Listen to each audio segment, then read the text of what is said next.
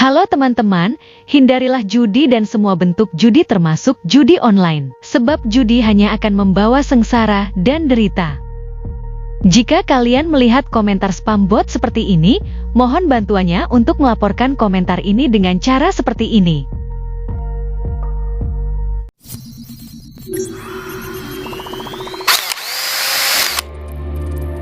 Assalamualaikum warahmatullahi wabarakatuh. Selamat datang kembali di Rio Hotspot Channel.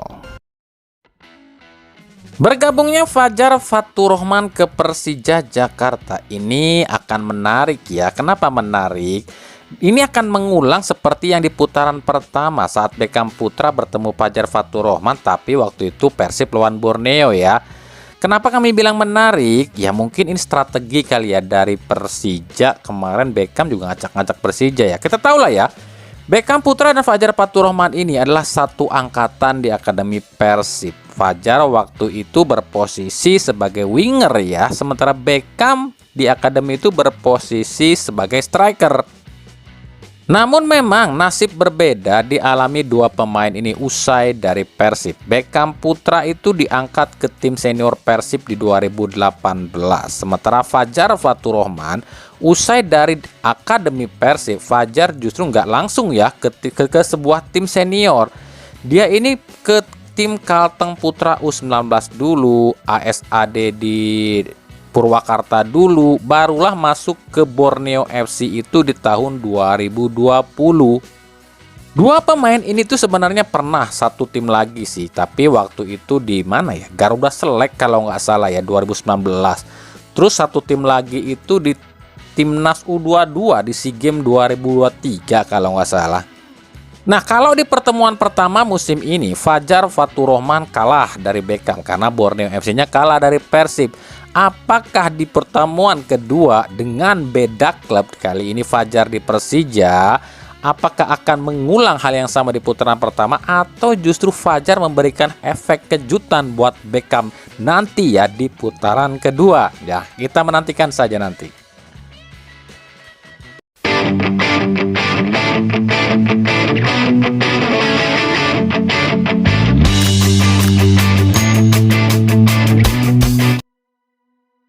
Lanjut, ini yang lagi rame ya, soal pernyataan dari Direktur PT Liga Lord Paul nih, soal kasusnya Van Basten Sousa yang acungkan jari tengah usai lawan Persib. Nah, kami pribadi sebenarnya belum menemukan nih sebuah video aslinya soal pernyataan si Paul. Nah, tapi kalau di sosial media udah banyak nih berita-berita soal pernyataan dari si Paul soal kejadian ini. Nah, kata si Paul, ini ada beberapa hal nih. Yang pertama, kata si Paul, nggak ada unsur kesengajaan dalam melakukan gestur mengacungkan jari tengah ke tribun penonton. Dah buset, nggak ada kesengajaan. Berarti itu jari tengah si Van Basten cantengan atau kram sampai-sampai bisa nunjuk sendiri ke penonton. Pikir dong pakai logika, Paul.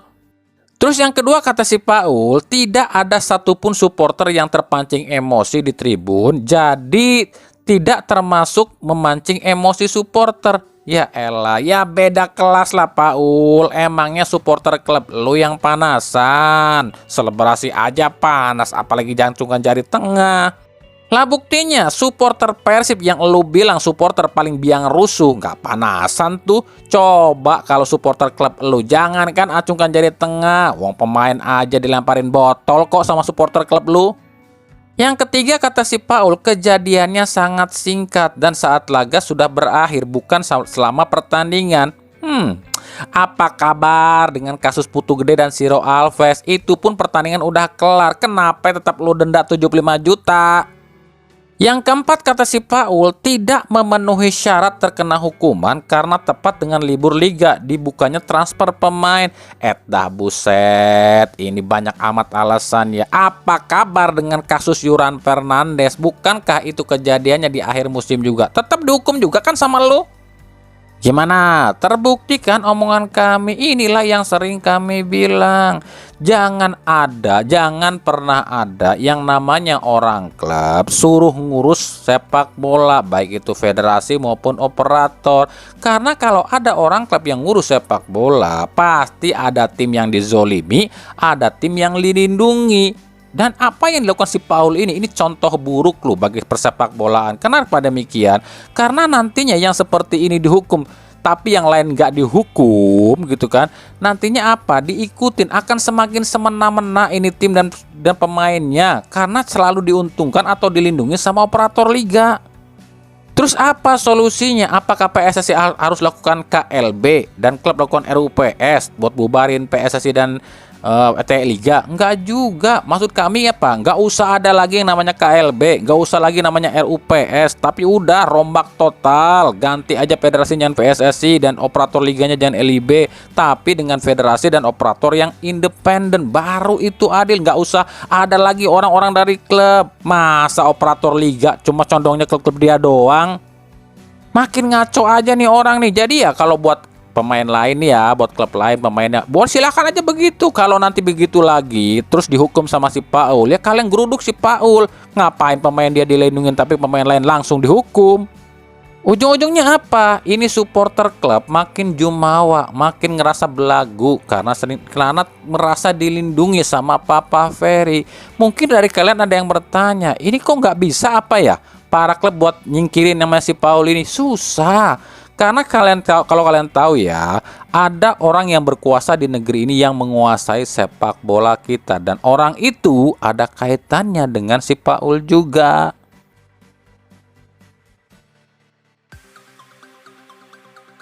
Lanjut aja kita lah ke pertransferan. Udah sangek kata orang Sunda mah bahas timnas teh. Kita mulai dari mana nih? Dari Persija dulu. Dari Persija ada nama Alaidin Ajairi. Ini tuh top skorernya Liga India musim lalu ya, yang saat ini main di klub North Star di India. 33 tahun 177 cm dengan harga 6,08 miliar rupiah. Nah, musim ini baru tampil 6 kali nih. Cetak 8 gol dan 6 assist. Nah, kabarnya proses negosiasinya sih udah berjalan lancar, bahkan tinggal sedikit lagi akan diumumkan nih sama Persija. Benar nggak ya? Ya kita lihat nanti. Dari Persis Solo ada nama Terence Puhiri yang saat ini main di PSS Sleman. Kabarnya Terence Puhiri ini tuh akan berlabuh ke Persis Solo hingga akhir musim nanti.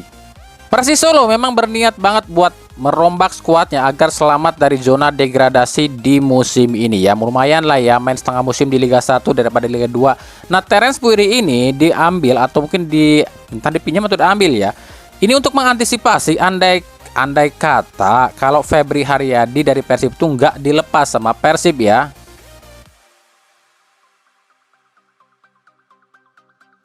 João Tavares, ini striker asal Brazil ya, baru masih muda 23 tahun yang saat ini main di klub Ipotinga ya di Liga 2 Brazil. Nah, kemarin ini rame nih katanya dirumorkan antara ke Persebaya atau ke Persijap Jepara, dan sekarang malah dirumorkan katanya akan ke Persib Bandung. Di sini kami kasih tahu ya, kalau ada pemain yang dirumorkan ke beberapa klub, artinya bukan klub yang minat lo ya, tapi si agennya yang nawarin. Jadi bukan Persib, Persebaya atau Persijap yang berminat, tapi memang agennya nawarin ke klub-klub tadi. Dan mungkin ya kalau tebakan kami sih bukan ketiga klub ini aja, hampir ke seluruh klub Liga 1 kayaknya ditawarin deh. Jadi soal kemana si Tavares ini akan gabung, kami pribadi belum tahu lo ya. Kalau feeling kami mungkin ya kalau nggak ke Persijap, ke Persebaya ya. Karena di Persebaya itu ada nama-nama yang lagi diseleksi oleh Bernardo Tavares. Kemarin yang kami tahu tuh ada nama Leo Andrade, ini back ya. Ada juga Pedro Plagio, ini gelandang Portugal. Dan juga ada nama João Tavares juga. Jadi kalau untuk si João Tavares ini ya, kita lihat nanti nih kemana si João Tavares ini akan berlabuh, atau malah justru nggak ada satupun nih klub yang mau di Liga 1.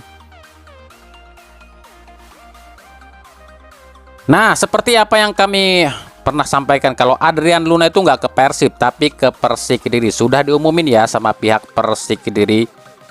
Jadi memang Persik Kediri musim ini akan bongkar beberapa pemain asing, dan kemarin sudah dapat John Toral, Chechu Meneses, dan Adrian Luna. Tinggal tunggu satu lagi striker asing yang akan segera didatangkan oleh Persik Kediri.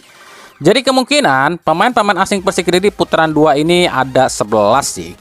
Yang pertama Leo Navacio, yang kedua Chechu Meneses, yang ketiga John Toral, yang keempat Kiko, yang kelima Imanol Garcia, yang ke-6 Telmo Castanheira, yang ke-7 William Lugo, 8 Pedro Matos, 9 Jose Enrique, 10 Adrian Luna, dan tersisa satu lagi striker asing yang lagi dinegosiasi.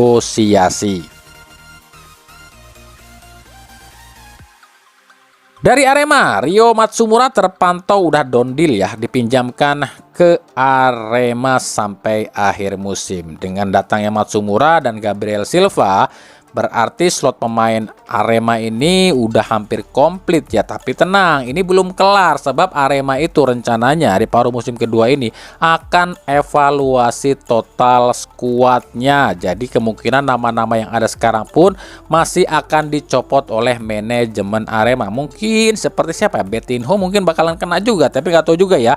Lihat nanti aja deh bagaimana pergerakan Arema di putaran 2. Yang pasti hampir semua klub sih, kecuali Persib yang gak banyak rombak pemain sih. Nah, kita tadi senggol soal Persib ya. Kalau Adrian Luna nggak gabung ke Persib, terus siapa dong pemain asing baru Persib? Itu kan yang kalian tanya. Kalau kata si Adit sih, itu tuh kata petingginya Persib, sebelum tanggal 25 Januari ini para pemain baru tuh udah gabung latihan. Artinya sebelum tanggal 25 Januari Persib akan umumkan pemain baru. Yang pasti satu hal, Maarten Paes nggak ke Persib ya. Kemarin kami dapat info langsung dari agennya Paes, ternyata klub FC Dallasnya yang nggak mau melepas Maarten Paes. Artinya apa? Bukan nggak ada pembicaraan loh, ada pembicaraan antara Persib dengan Maarten Paes, dan Maarten Paesnya sih udah oke-oke aja. Cuma klubnya FC Dallas yang nggak mau. Nah, susah kalau gitu ya. Sama kasusnya kayak Barba ya. Barba pengen out, klub anu pengen, tapi Persib yang nggak ngelepas. Akhirnya Barba uring-uringan. Beda kalau Maarten Paes ya. Kalau Dallas nggak ngelepas ya, dia profesional. Abisin dulu kontraknya di FC Dallas sampai Juni 2026. Abis itu baru gabung ke Persib. Nah, itu baru profesional namanya. Gitu ya infonya. Maarten Paes gagal ke Persib. Nah, gantinya Sirus Margono ya. Nah, Persib ini lagi negosiasi dengan Sirus Margono. Nah, prosesnya sekarang tuh nyampe tahap deal ya. Deal apa down deal ya? 60-70% lah ya. Bagaimana dengan pemain asing? Yang pasti setahu kami, satu pemain asing lama akan kembali ke Persib alias CLBK. Satu apa dua ya? Kalau infonya sih sejauh ini baru satu sih yang akan CLBK. Ya tebak-tebak dulu aja sih. Siapa mantan Persib yang akan balik ke Persib? Apakah Alberto Rodriguez atau Ciro Alves? Kan cuma itu cluenya. Atau ada yang lain nih? Berarti cuma satu dong pemain asing yang akan masuk ke Persib. Ya kalau sekarang iyalah, soalnya kan cuma William Marcelino yang dicopot atau yang dipecat. Berarti kan cuma punya satu slot yang kosong. Kecuali Persib ngelepas pemain lain, baru datangin pemain lain. Contoh misalnya Barba jadi out, ya udah Persib ambil pengganti untuk Barba. Atau Adam Zibek dilepas, ya Persib cari dong pengganti Adam Zibek. Kan cuma 11 kuotanya, nggak mungkin 12. Makanya kita tunggu dulu siapa yang akan out dari Persib. Jadi kalau untuk pengganti William Marcelino slotnya ya itu udah ada ya, CLBK tuh satu. Tinggal pengganti Adam Zibek. Kalau Adam Zibek bukan kiper lagi loh gantinya asing, tapi kalau nggak winger striker itu yang kami tahu. Tapi untuk siapa-siapa pemain asingnya itu ditutup rapat sama Boyan Hodak.